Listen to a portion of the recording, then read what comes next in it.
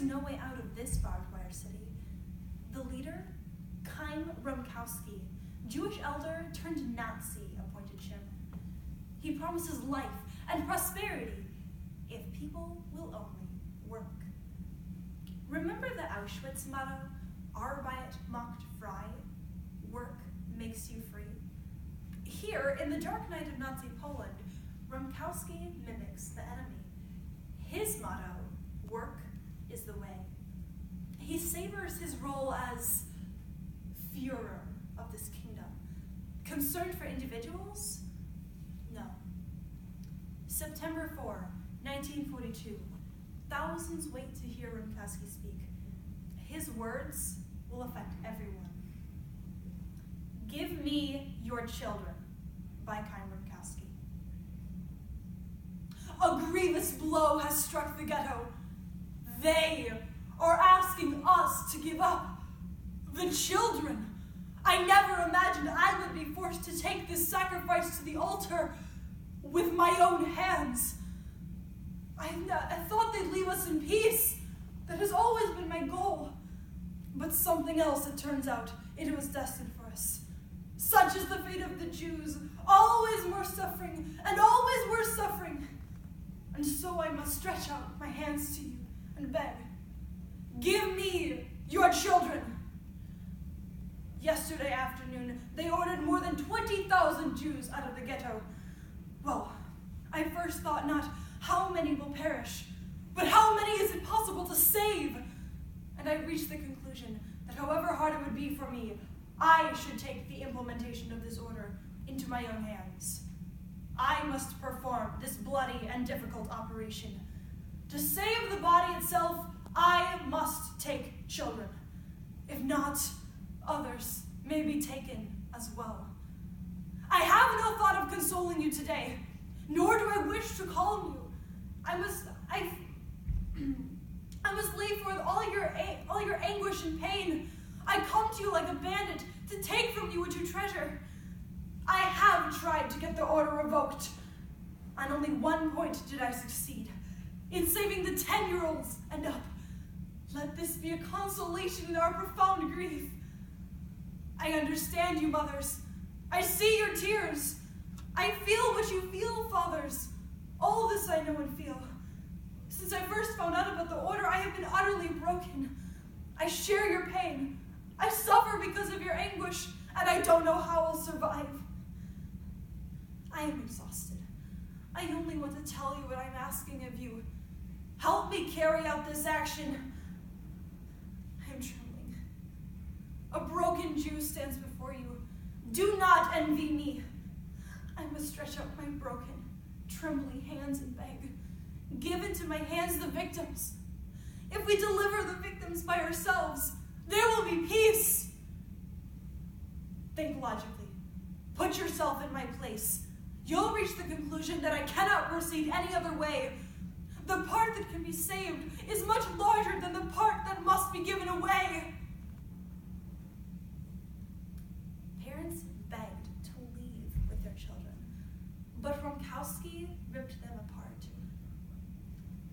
Envisioning himself a Messiah, this Jewish Führer justified foolishness as wisdom, helping the oppressor and not the victims. Rumkowski was dead wrong. Productivity couldn't save loads from German elimination. His pride only intensified horrific circumstances. Holocaust. The term was popularized by Auschwitz survivor Eli Wiesel. At 14, I read Night, Wiesel's Holocaust memoir. Grief spills from the pages. Wiesel spent his life doing what he could not do in Auschwitz, fighting violence, racism, genocide. He possessed a humble nobility, humble because he remained one of the many, and noble because he carried the lessons of the past. December 10, 1986, Oslo, Norway. Wiesel accepts the Nobel Prize. It is with a profound sense of humility that I accept the honor you have chosen to bestow upon me. I know your choice transcends me. This both frightens and pleases me. pains me because I wonder, do I have the right to represent the multitudes who have perished? I do not. That would be presumptuous. No one may speak for the dead. It pleases me because I may say that this honor belongs to all the survivors and to the Jewish people. I remember a young Jewish boy. I remember his bewilderment, his anguish. It all happened so fast. The deportation, the ghetto, the sealed cattle car, the fiery altar upon which our people were meant to be sacrificed. I remember he asked his father, "Can this be true? Who would allow such crimes to be committed? How can the world remain silent?" And now the boy is turning to me. "Tell me," he asks, "what have you done with my future?" And I tell him that I have tried to keep the memory alive, that I have tried to fight those who would forget. Because if we forget, we are guilty. We are accomplices. And then I explained to him how naive we were, that the world did know and remained silent. And that is why I swore never to be silent, whenever and wherever human beings endure suffering and humiliation. We must always take sides. Neutrality helps the oppressor, never the victim. Silence encourages the tormentor, never the tormented. Sometimes we must interfere. When human lives are endangered, when human dignity is in jeopardy, national borders become irrelevant. There is so much injustice and suffering crying out for our attention. Victims of hunger, of racism, and political persecution. More human rights are being violated on every continent. More people are oppressed than free. Something must be done about their suffering, and soon. Yes, I have faith. Faith in God and even in his creation. For without it, no action would be possible, and action is the only remedy to indifference. This is what I say to the young Jewish boy wondering what I have done with his years.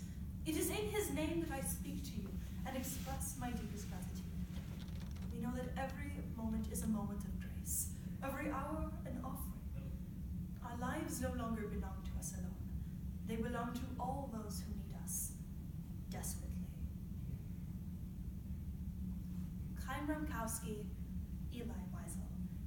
Both Jewish leaders, both endured the Holocaust. One, chasing heroics, sided with the oppressor. The other, seeking justice, served the oppressed. Effective leadership forged in humility. Proverbs 11 verse 2 says, "When pride comes, then comes disgrace. But with humility comes wisdom." My friends, we don't choose our circumstances.